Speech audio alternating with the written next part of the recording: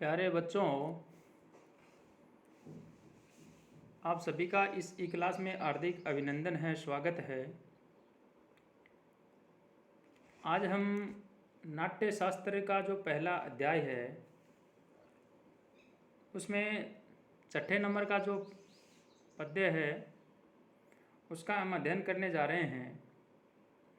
इससे पहले वाली जो वीडियो थी उसमें हमने 5 नंबर तक के जो पद्य हैं उनका हमने अध्ययन किया था और वहाँ आने के बाद में ये प्रसंग चल रहा था कि नाट्य वेद के कितने अंग हैं और इसका कितना विस्तार है। यह सब आप जो है हमें भली भांति रूप से जो है समझाइए। इस प्रकार से ये जो नाट्य वेद है उसका प्रसंग चल ही रहा है, तो अब हम इसका वाचन करेंगे। तेषां तद्वचनं श्रुत्वा मुनिनां भरतो मुनिः प्रत्युवाच ततो वाक्यं नाट्य वेद कथां प्रति।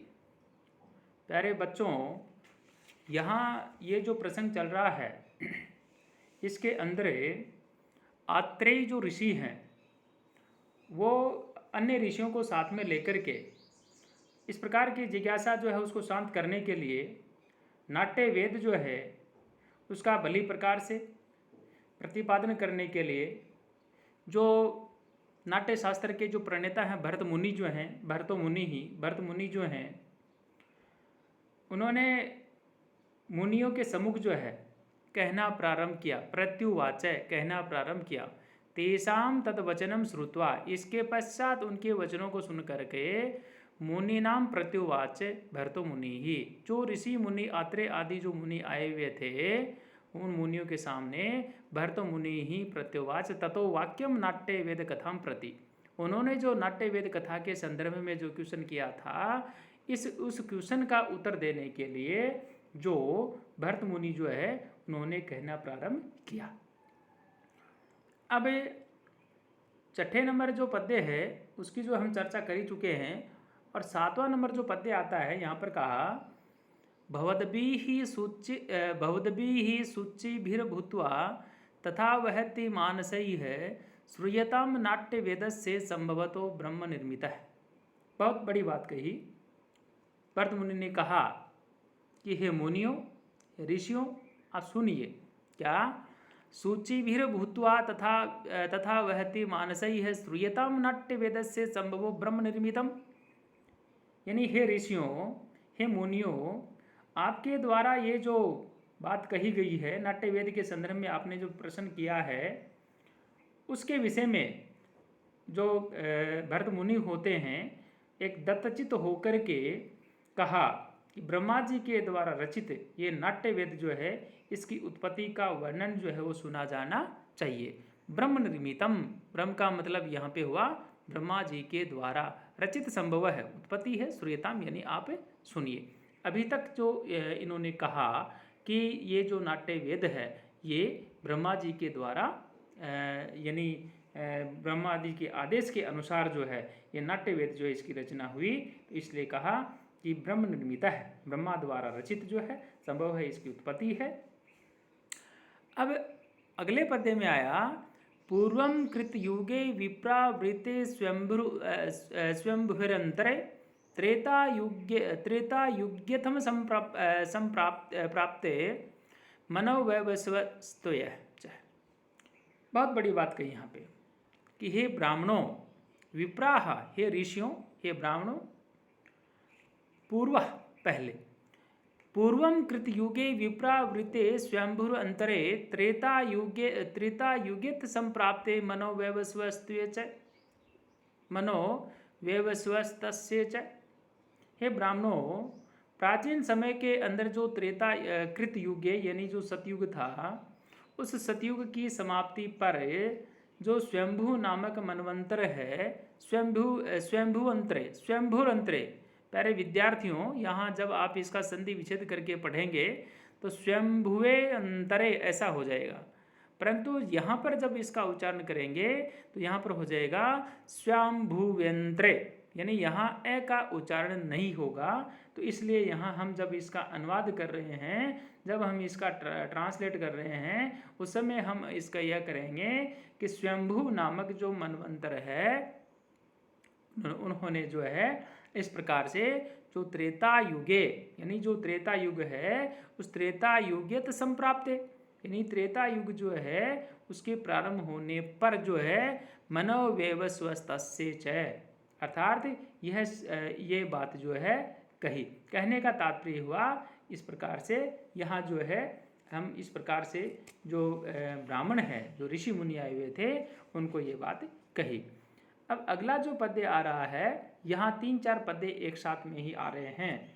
और यहाँ पर जो व्यवस्व मुनि जो हैं, यानी त्रेता युग प्रारंभ हो गया था और उस समय जो प्रजाजन है, काम है, लोभ है, उनके वशीभूत होकर के जो ग्राम्य धर्म जो है उसमें प्रवृत्त हो जाते हैं और अपने अपने कर्मों के कारण से सुख दुख का उपभोग कर रहे थे। उसी समय भूरभुवः स्वः आदि लोकों में देव दानव नाग यक्ष किन्नर गंधर्व राक्षस तथा लोकपाल आदि अपने पद पर प्रतिष्ठित हो जाते हैं। तब महेंद्र यानी इंद्र आदि देवताओं ने ब्रह्मा जी से जाकर के निवेदन किया कि आप मनोविनोद के साधन बनाइए जो देखने व सुनने के योग्य हो। यही बात इन तीनों पद्यों के अंदर कहा।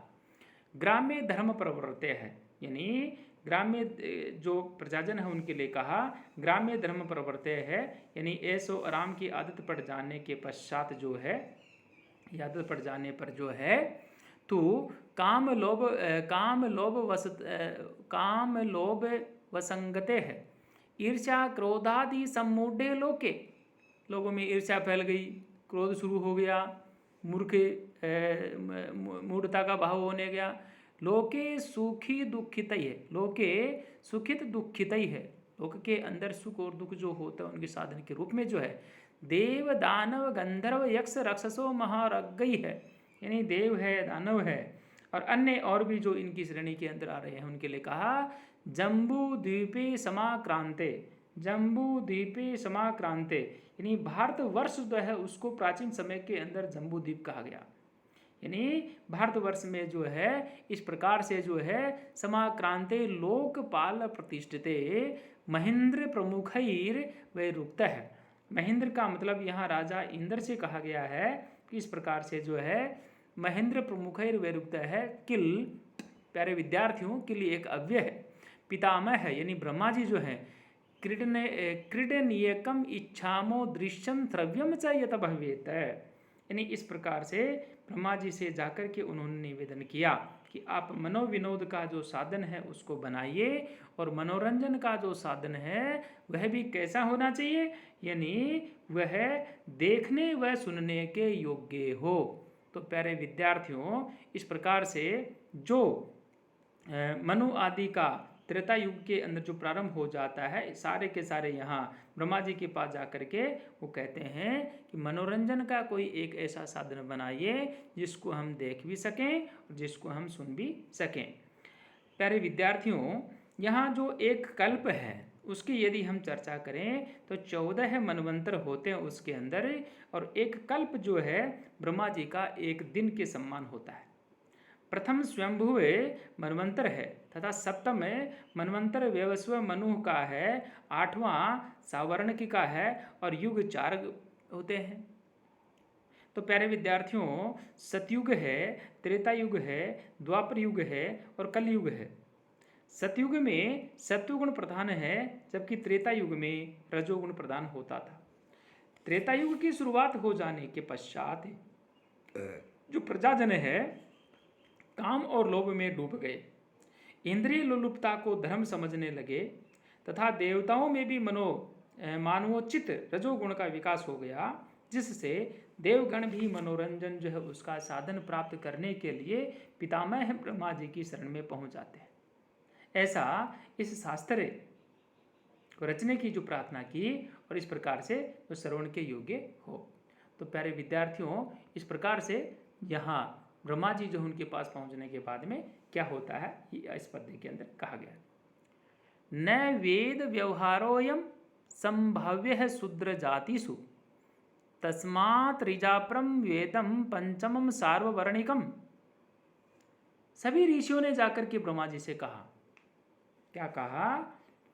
न वेद व्यवहारोयम, वेद भी मन जो है उसकी प्रसन्नता को देने वाला तो है, सुखदायी भी है, किंतु व्यवहारिक दृष्टि से यदि हम बात करें तो न वेद व्यवहारोयम संभव्य है।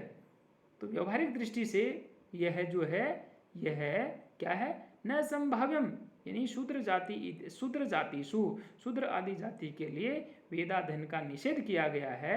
इसलिए तस्मात् अतः, इसलिए सृज रचना कीजिए, अपरम दूसरे वेदम वेद को, पंचमम सार्ववर्णिकम, कोई पांचवें वेद की रचना करे जो सभी जो वर्ण है, यानी ब्राह्मण है, क्षत्रिय है, वैश्य है, शूद्र है, सारे के सारे जो वर्ण है जो उनको देख भी सके और सुन भी सके, इस प्रकार से यहाँ जो पंचम वेद है उसकी रचना कीजिए।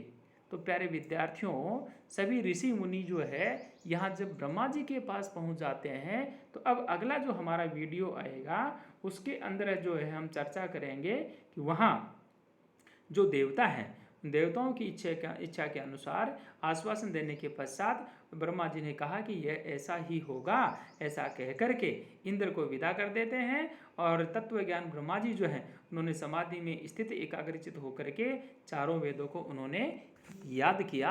अब ये बात जो है हम अगले पद्य के अंदर आपसे चर्चा करेंगे, अगले वीडियो में आपसे चर्चा करेंगे। तब तक के लिए सभी विद्यार्थियों को बहुत बहुत धन्यवाद। आप सुनिए इस वीडियो को।